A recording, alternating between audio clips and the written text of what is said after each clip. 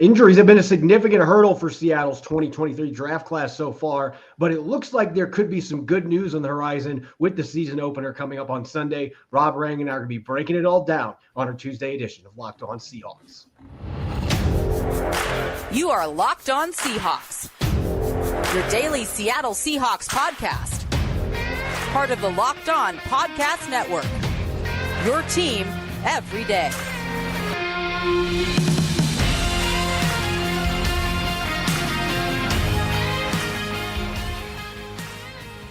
Greetings, 12. This is Corbin Smith, host of the Locked On Seahawks podcast, your daily Seahawks podcast, part of the Locked On Podcast Network, your team every day. Glad to be joined on this Tuesday edition by my co-host in crime, Rob Rang. And a special thanks to all the 12s out there, whether you're listening in Sumner, Washington, or the great country of Switzerland. We greatly appreciate you making Locked On Seahawks your first listen 5 days a week.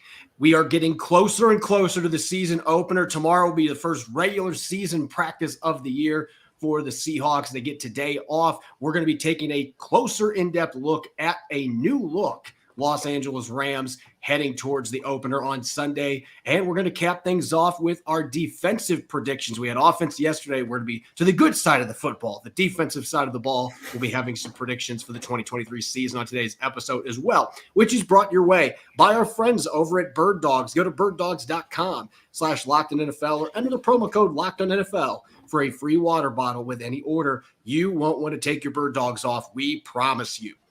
Now for your lead story here on our Tuesday edition of Locked On Seahawks. Over the past month and change, I know that fans have been getting frustrated because it seems like the entire rookie class for the Seahawks has at some point been battling an injury, and several players have had significant injuries. Jackson Smith-Njigba broke his wrist, needed surgery. Mike Morris, Cameron Young, they've been sidelined for multiple weeks. Devin Witherspoon hadn't practiced until yesterday from August 7th, dealing with a hamstring injury. It's felt like this entire draft class has been banged up. But if you are looking for some good news heading towards Sunday's opener, most of these injured rookies look to be on the mend, including Devin Witherspoon. But we'll get to him in a moment because as important as the number 5 overall pick is for this football team, Rob, we know how thin the Seahawks are at defensive tackle. And seeing Cameron Young and Mike Morris both in the stretch lines with a helmet yesterday, we don't know if they practiced much after that point, but that is a positive step forward for the two rookies who are going to be counted on to play big roles for this new look defensive line.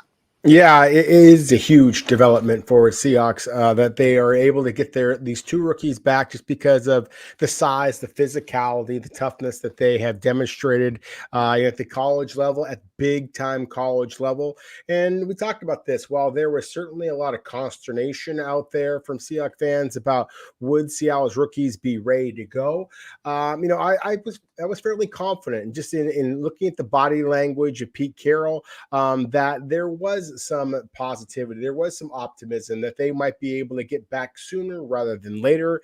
As you said, Corbin, and I think rightly so, we don't know if this means that either one of those two players, much less both of them, are going to be able to make their NFL debuts this Sunday against the LA Rams. But it certainly looks like they have passed the threshold in terms of being placed on any type of injury list to start the season. They are expected to play very, very early. And I would point out as well, Darrell Taylor, the fact that he is expected to come back, I think that is just as big of news, even though obviously he doesn't play that run-stuffing presence. I think his ability as a pass rusher off the edge is going to make Seattle's defense that much more formidable.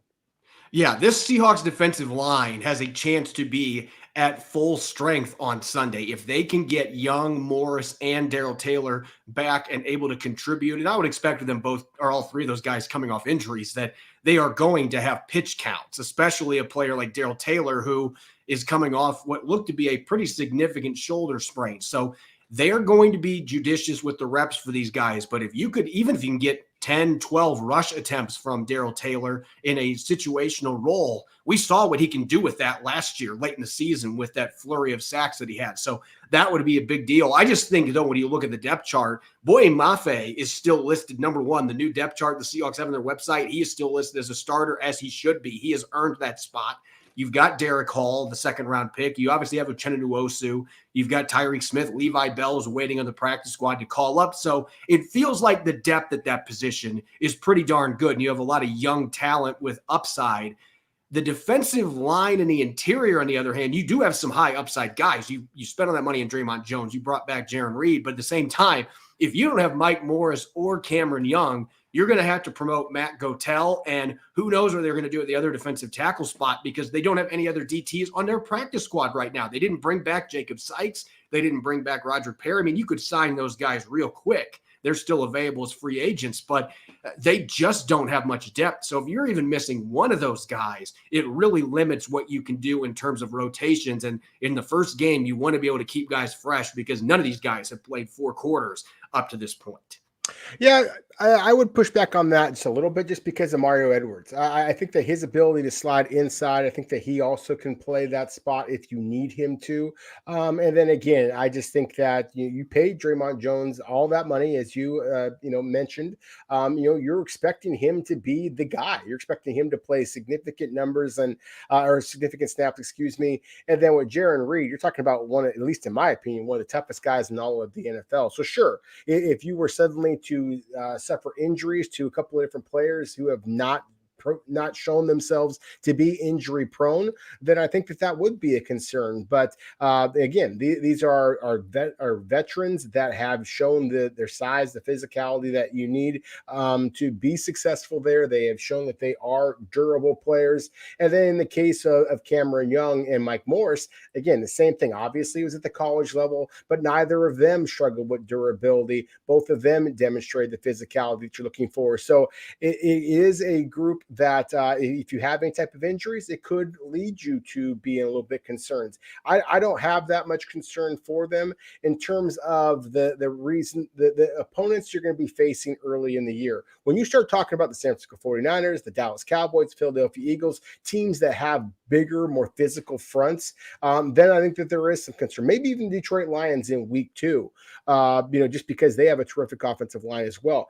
But at this point in the season, I think that the Seahawks basically are entering the season as healthy and as happy as you possibly could be. And I'm going to push back to your pushback because I am concerned because Mario Edwards and Draymond Jones are probably going to be playing your 3-tech spots. This really closes down your playbook. If you're concerned about playing all 3 of those guys at the same time, your bear fronts go out the window, especially if you don't have Cameron Young available to rotate that nose tackle spot. That leaves you Miles Adams. And if Mike Morris is healthy enough, if you bring up Matt Gotel, he is strictly a nose tackle in this defense. So I don't want to say it's end of the world. It is week 1, and the Rams, they are not necessarily known for having an elite run game. Their O-line has been a struggle for them the last couple of years. So yeah, maybe this is the right opponent to make sure you nurse these guys back. At the same time, I am a little bit concerned just because there are depth concerns at that position. There's no doubt about it. What I am optimistic about, though, I know that the Seahawks last week, Pete Carroll made it sound like it was a long shot, and maybe it still is, but seeing Devin Witherspoon out there, he's been running, he's been taking part in practice and walkthroughs. It feels like he is where he needs to be. Now, we'll see where he's at tomorrow, what Pete Carroll says. I bet he's not going to give much of an update because it is regular season coachmanship, but I am optimistic about Devin Witherspoon having a chance to play this weekend. And maybe I'm wrong thinking that, but I just feel like the gamer that we know this kid is, and the fact that they have really slow played this, I have a feeling he's going to be chomping at the bit to get out there and prove on the practice field, hey, coach, I'm ready to play this week.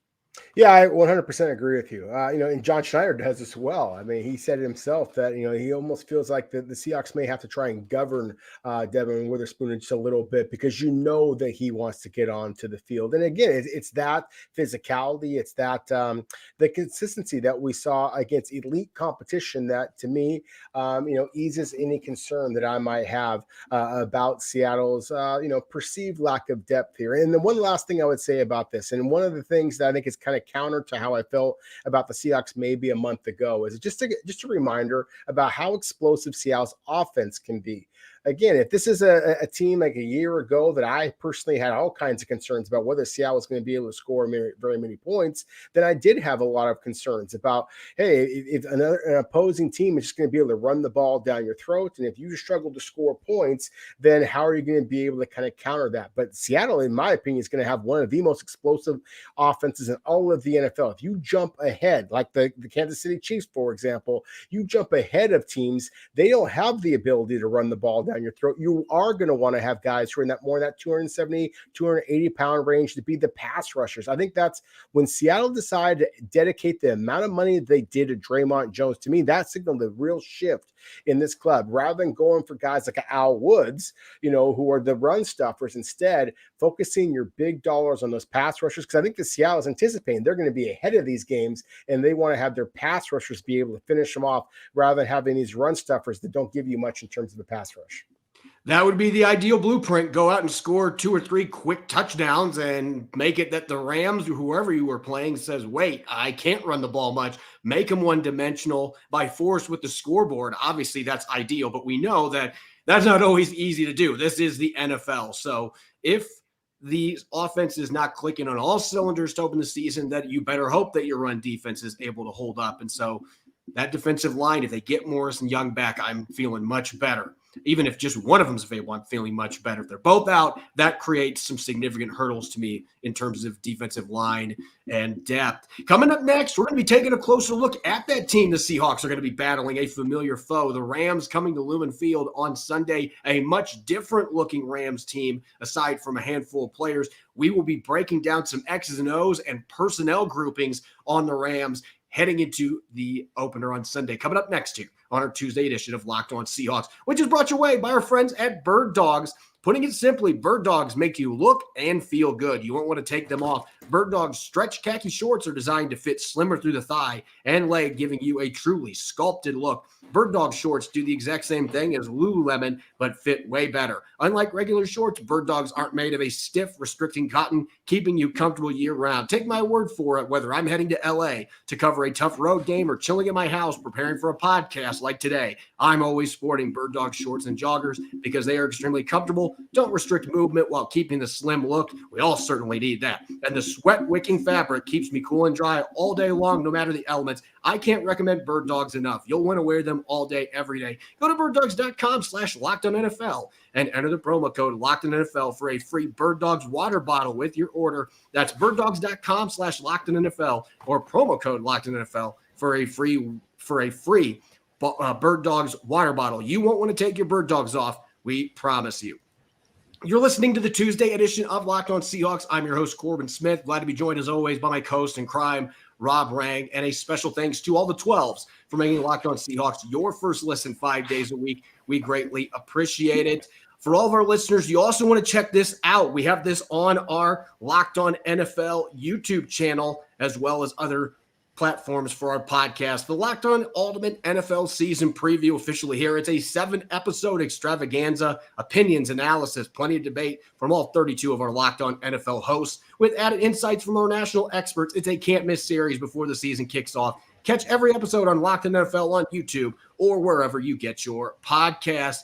All right, Rob, we've got the season opener finally coming up on Sunday. We're inside a week until the Seahawks will be kicking off against the Rams in the Pacific Northwest. Everybody's getting fired up for a season that's carrying very high expectations for the Seahawks. And the opponent that's coming to town, the Rams, they're in a similar situation where the Seahawks were a year ago. Expectations are pretty low because they lost a ton of players during free agency. They traded away Jalen Ramsey, one of the best corners in the NFL. Bobby Wagner came back to Seattle, so they don't have him.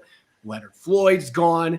A'Shawn Robinson, I can keep rolling. They lost a ton of talent, and they might not have Cooper Kupp in this football game either because he's dealing with a hamstring injury. But you and I both know, Rob, when we're talking about this Rams team that is coached by Sean McVay, one of the mad scientists in the NFL, they always seem to give the Seahawks a good game, even without their quarterback Matthew Stafford last year. Both games were extremely competitive. So fans that are expecting that this Rams offense is going to come in and roll over, maybe you should change your viewpoint a little bit because I think this team is still going to be good as long as they can keep their star players healthy on the offensive side of the ball. Well, and that's the big question is because, as you just mentioned, Cooper Kupp, of course, is out. Matthew Stafford is coming off of a season in which he just didn't look like he had the same zip on his fastball. And so those to me are the two biggest concerns that the Rams have to address along their offensive line. They've got some youth. They've got some relatively inexperienced players up there. They're going to be starting a rookie themselves, Steve Avila, a player that you and I talked a lot about, is projected to be their starter at the left guard position.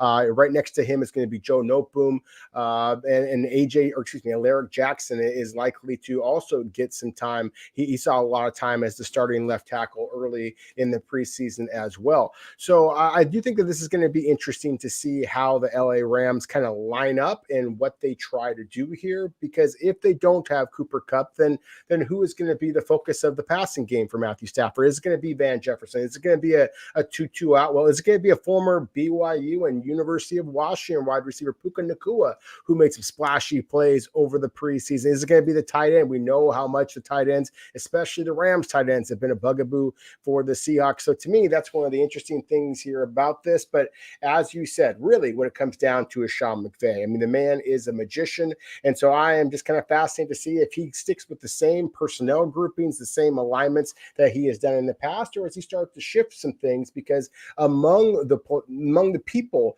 who are no longer with the Rams, it's not just on the player person or the player personnel side, it's some of the coaches as well. Yeah, they brought back Matt LaFleur.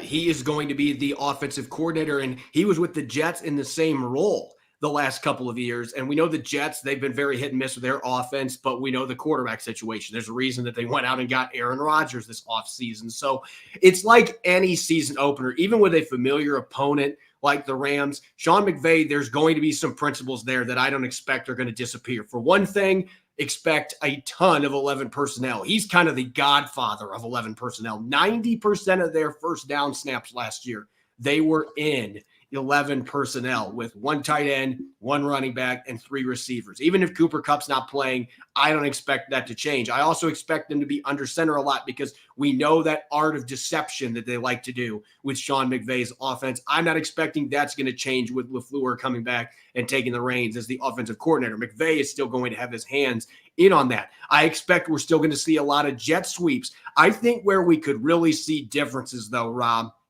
is in the run game. And Pro Football Focus, I thought this was a really interesting article they came out with last week, that the Rams actually ranked fifth in the NFL in running duo concepts last year, where you're trying to get as many double teams up front as you can. It's not your traditional power or anything like that, but it's a gap scheme, double team frenzy. See if you can create some downhill running lanes. The Rams have not ran that very much in the past, but they ranked in the top 5 last year in that concept.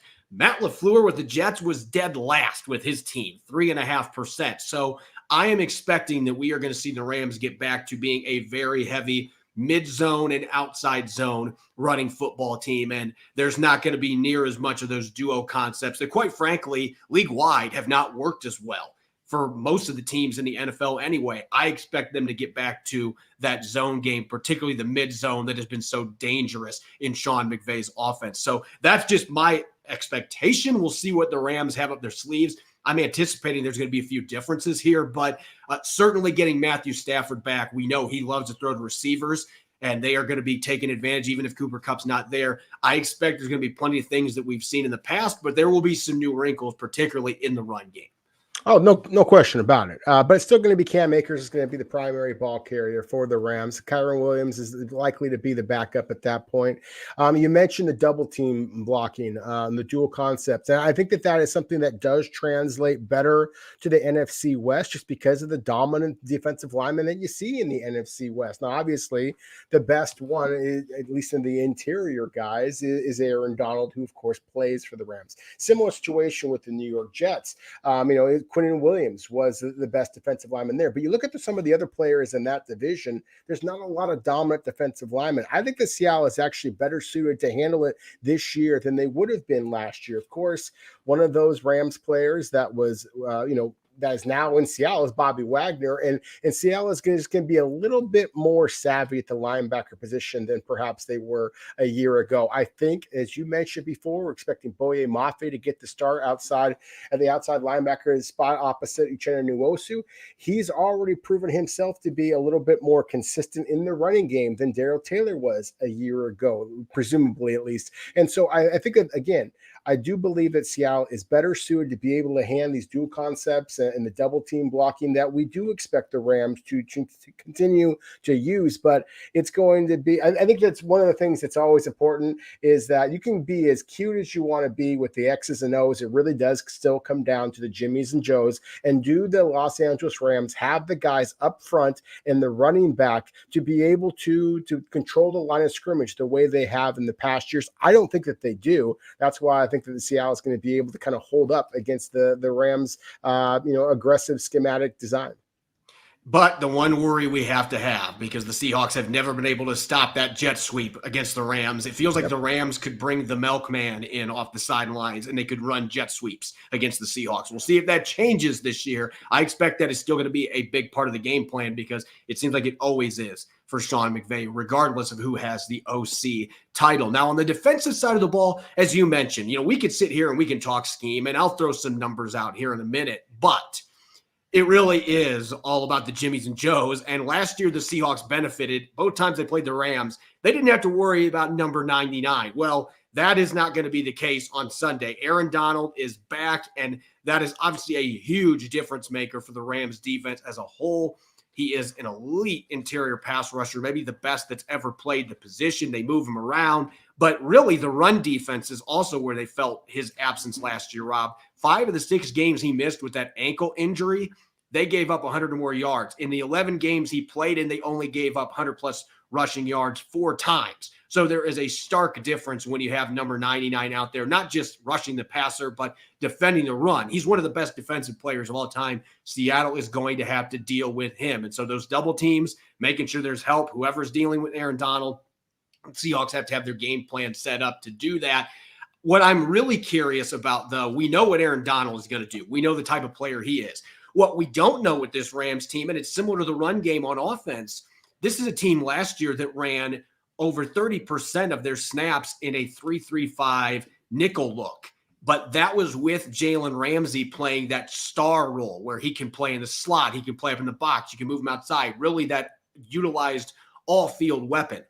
The Rams don't have another guy that can fill that void, at least in the same way that Jalen Ramsey did. And they don't have Bobby Wagner in the middle at linebacker either. So I'm wondering if we are going to see some dramatic shifts in the types of scheme that we are going to see, the types of formations the Rams are going to be running because of the exodus of talent, proven veteran star talent they've had off of this defense. I think that there's a possibility of that, sure. I think that some of the guys that we kind of talked about that the Rams have to replace, I think that that LA has done a decent job of replacing them. And, they're not going to be able to replace a guy like a Jalen Ramsey with one player, of course. But, I think that there are some, sound linebackers behind the Rams front. I think that, Greg Gaines is a player that we did not talk about a moment ago as far as being somebody that left, but he was a significant part of the Rams run defense. Well, big Bobby Brown is a guy that is going to be able to hold up. And you did mention Leonard Floyd, and that was, to me, one of the huge factors here is if you were going to try and dedicate 2 blockers to Aaron Donald, Leonard Floyd was just going to eat you alive on the outside. They've got a young man, Byron Young, a pass rusher from Tennessee, came in right after, Darrell Taylor was there, that has that same kind of initial burst and bend around the edge. That, to me, would be the biggest concern I think the Seahawks should have at this point is, can you keep Geno Smith upright because there's Aaron Donald, and you're going to know the name Byron Young by the end of Sunday's game. I promise you that. Yeah, they're really the big thing here for the Rams. They've got so many new faces on that defense. Offense, there's a little more continuity, but that defense, you look at a depth chart, even guys like you and I that study the draft crazy meticulously, there might be a few names on there like, wait, who's this guy? Because they have gone out in left field. This is the price you pay when you go all in the way the Rams did. And this year, they've had to eat a lot of that money. They got big dead cap hits. They let go of a lot of stars. And so they're going to be counting on unsung young players to step in. Now, we've seen that work out for the Seahawks. It could certainly work out for the Rams. So don't take this team lightly, but this really is a case where, as well as the Seahawks know the Rams and they know Sean McVay, I feel like they're going to be a little bit more on their heels in terms of, we don't know necessarily in week one what we're going to see, just because the personnel, I think, could impact what the Rams are going to be doing on both sides of the football, especially if Cooper Kupp is not playing for them on offense. Coming up next, we are going to shift gears to the Seahawks. We yesterday gave out our offensive predictions for the upcoming season. We're going to go to the good side of the ball, defense, with some predictions coming up next here on our Tuesday edition of Locked On Seahawks, which is brought your way by our friends over at FanDuel. Get ready for the NFL season with incredible offers from FanDuel, America's #1 sportsbook. Right now, new customers can bet $5 and get $200 in bonus bets guaranteed. Plus, all customers who bet $5 will get $100 off NFL Sunday Ticket from YouTube and YouTube TV. Now is the best time to join FanDuel. The app is easy to use, and you can be on everything from spreads to player props and more each week. So visit FanDuel.com/lockedon and kick off the NFL season with an offer you won't want to miss. FanDuel, official partner of the NFL. You're listening to the Tuesday edition of Locked On Seahawks. It's your host, Corbin Smith. Glad to be joined, as always, by my co-host in crime, Rob Rang. And a special thanks to all the 12s out there for making Locked On Seahawks your first listen 5 days a week. We greatly appreciate it. Coming up on tomorrow's show, it is our first matchup Wednesday of the season. Everybody rejoice. It's our favorite show of the week. We love it. We can't wait to break down all the key matchups. And this year, Rob, it might feel a lot different because the Rams are a lot different. Won't be all the same faces that we normally talk about on Matchup Wednesday heading into Seahawks versus Rams matchup. So should be a really fun episode. Make sure you are listening in. It's time for predictions. We had our offensive predictions yesterday. Today, we're going to shift to the better side of the football, the defensive side of the ball, and dish out some predictions for this upcoming season. And Rob, I know that your first one that you're going to be dishing out is a player that maybe the 12s are getting a little sick of hearing about today, because I think you've referenced him 4 or 5 times in the show, but get ready for number 5 or 6 here. Yeah, well, with Darrell Taylor, I just continue to be a believer in speed off the edge. And a year ago, his second full season in the NFL, he contributed 9.5 sacks. And as you alluded to, he really caught fire down the stretch. And I think that is going to be the case this year as well. I do expect that the Seahawks are going to be out in front of a number of ball games this year. And that is going to allow a natural pass rusher like Darrell Taylor, in my opinion, to have a possibility of putting up career numbers. That means double-digit sacks. I would not be surprised at all if he winds it. In fact, that's what I've been predicting for a while now. Is Darrell Taylor is going to wind up leading this team in quarterback sacks. I am sticking to that. I know that he has, been basically held in bubble wrap throughout the entire preseason, but I think that once the real games start, once he recognizes that this is the last year of his rookie contract and he is playing for big dollars now, I think you're going to get a focused and faster Darrell Taylor, and I think that results in a lot of quarterback sacks this year. Yeah, I actually was considering a very similar prediction, even though I don't think that Darrell Taylor is going to play a ton of snaps, maybe close to what he did last year, maybe a little more than that. I got to talk about the guy that's the reason why he's not going to be playing those snaps, though. And so for my first prediction here, Boye Mafe is going to make the Pro Bowl in year number 2. And he's going to finish with 7.5 sacks and 12 tackles for loss. So I would agree with you that Darrell Taylor is going to get more sacks than Boye Mafe. But here's where the real difference is going to lie to me. Mafe is going to be the starter. He's going to play more snaps. We have seen already that he is a much better run defender. We saw in the preseason that he took another step forward, a guy that can be really disruptive, and he's still learning how to play the game. He's kind of got Reek Woolen syndrome up in the trenches, and he was the most improved player, according to Pete Carroll. He showed it in preseason games. So I think Boye Mafe, he's just one of those guys has so many natural tools that when it starts coming together, when that light switch comes on, I think you've got a very special player there on the defensive line. So you like Darrell Taylor. I like him to get sacks. I like Boye Mafe to do a little bit of everything, though, and get a lot of attention this year on that Seattle defensive line. Yeah, and if that is the case, then I really think that one of the things there's one of my bolder predictions here, I think, is that the Seahawks defense just as a whole is going to wind up being one of the best big play units in all of the NFL. I think that they're going to be top 5 in the NFL in terms of turnovers created. Now, whether that be because of the pass rushers, whether that be because of guys like Rick Woolen being able to pick off passes, guys like Devin Witherspoon being able to, basically force fumbles with the colossal hits that they have. I think that you are going to see some splashy performances from Seattle's defense. Now notice that I'm saying top 5 in turnovers. I don't think that this is the Legion of Boom. I don't think this is going to necessarily be a top 5 defense. For the same reasons that you talked about before, we still have some concerns about Seattle's ability to hold up in the running game. But in terms of the flashy turnovers, it's all about the ball, as Pete Carroll would tell you. I really do think that Seattle is going to continue to make that ascent this season. Yeah, I'm going to go to the defensive line for my second prediction. And this is maybe the one that some listeners will hear and think, ooh, this is not a good prediction. Not necessarily. It could be for good reasons, but it could be for bad reasons too. But this is how I anticipate things playing out. You mentioned Mario Edwards earlier, and I like Mario Edwards. I think he's a solid veteran, but my prediction is Myles Adams is going to end up starting more games than Mario Edwards. If you were at training camp, and Rob, I know you got to see a couple of practices this summer, but I was there for a good portion of the training camp practices. I got to obviously watch the preseason games.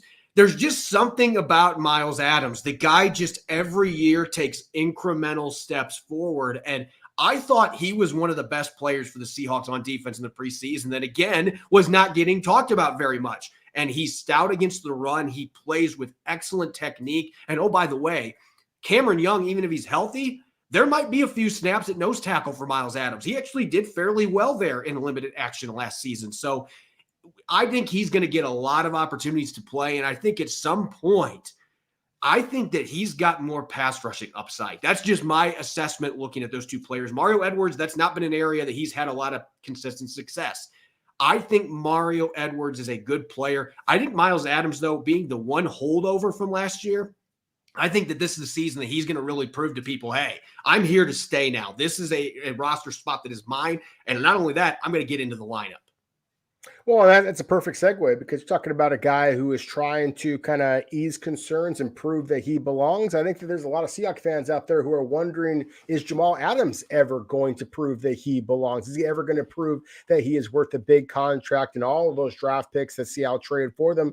I think that you are going to get a resounding answer that I don't know that it's necessarily going to happen in September. I think it's going to take some time. We saw even when Quandre Diggs got back onto the field immediately last year, coming off of the major injury, it still took him some time to kind of round his way into form, and he wound up playing at the Pro Bowl or All Pro level at the end of last season into the playoffs. I think you're going to see the same thing here with Jamal Adams. If they're going to take their time, but when they get him onto the field, they're going to creep him up at the line of scrimmage because they had a year to really build him into the scheme in which they want. I think that he's going to flourish in that regard. To be honest with you, as excited as I am about the upside of, say, a Boye Mafe, the consistency that is Uchenna Nwosu, all the expectations I have of Draymond Jones and all that, the player I'm most concerned about kind of knocking Darrell Taylor off the mantle in terms of the pass rush and sack numbers is actually number 33, Jamal Adams. I think that Seattle, again, is going to have one of the most dynamic, big play, most exciting defenses in all of the league, and I think that Jamal Adams is going to be a big part of that. We opened the season talking about rookie injuries, or opened this episode talking about rookie injuries. We are going to cap off the episode talking about rookie injuries. And I mentioned earlier my optimism that Devin Witherspoon was going to find a way to play this weekend. We'll see. Maybe Pete Carroll will say tomorrow, hey, we got him on the field practicing, but we don't think he's quite ready. And that wouldn't surprise me. But I also would not be surprised at all if he's playing in this game. Looking from a big picture perspective, though, for me, I know a lot of fans are already out there. He's been injured all of training camp. That was a terrible draft pick. We should have picked Jalen Carter. Devin Witherspoon is still going to show all of you why the Seahawks made a good selection. And I don't have him winning Rookie of the Year because I do think early on in the season he could potentially miss a few games. But I think he is going to be the second straight rookie corner for the Seahawks to finish as a finalist for Rookie of the Year balloting. This kid has too much talent, and he's got too many instincts for him to not come in and make an impact, whether that's in the slot or eventually going outside. It looks like Trey Brown's going to be starting at left cornerback. If I'm Trey Brown, though, you better be ready in the rearview mirror because Devin Witherspoon, when he's healthy, he is going to be gunning for that spot. And if he's playing the nickel, he can be a disruptive player too. So I still think there's going to be a big rookie season for Devin Witherspoon. And once he gets into game action, this kid is as competitive as they come. He's going to be looking to go out and prove the Seahawks made a good selection drafting him at 5th overall. As always, you can follow me on Twitter at Corbin Smith NFL. You can follow Rob at Rob Rang. Subscribe and follow Locked On Seahawks on YouTube and wherever you listen to your podcast to make sure you don't miss a single episode. Coming up tomorrow, it's our first matchup Wednesday of the 2023 season. We're fired up to break down all the matchups on offense and defense, maybe even sprinkle some special teams in heading into this matchup between the Seahawks and the Rams in week 1. You won't want to miss it. Enjoy the rest of your Tuesday, and thanks for listening in. Go Hawks.